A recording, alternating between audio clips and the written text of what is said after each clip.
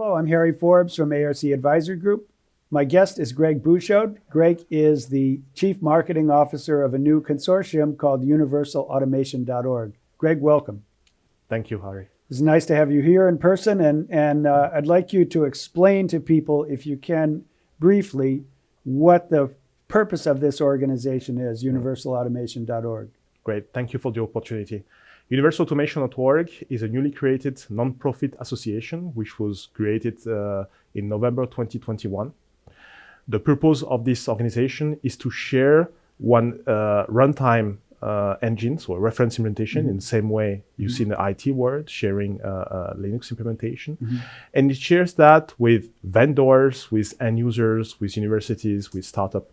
The goal of that being decoupling the hardware from the software application, because we see today in the industry that the software lifecycle is tightly coupled with the hardware lifecycle, making it difficult to invest in software because when you invest in one particular hardware or many hardwares, making the cost quite huge. But we help to build a platform so that invest in software can be decreased and can be done in a more efficient way.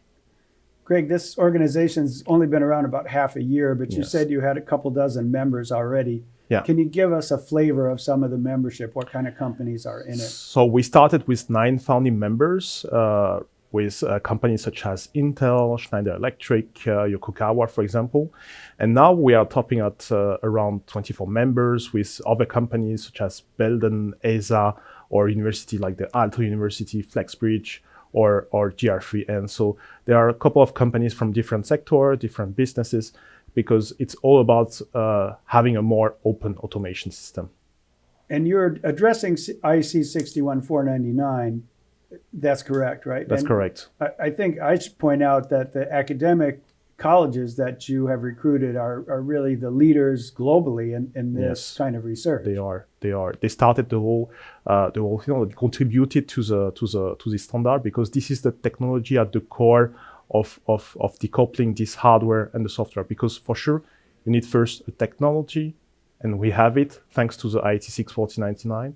And then you need a shared tools approach by sharing this technology with others. And this is the purpose of this organization, to open this ecosystem of automation products where hardware and software are truly decoupled. Okay, that sounds like IT, and it sounds great. Yeah. What should people be looking for? What's kind of on your roadmap for the organization, say, in the next year or so? So the roadmap, first, we are focusing on getting product out, so working with the vendors from the different members to get offers on which the runtime of UAO is ported onto it.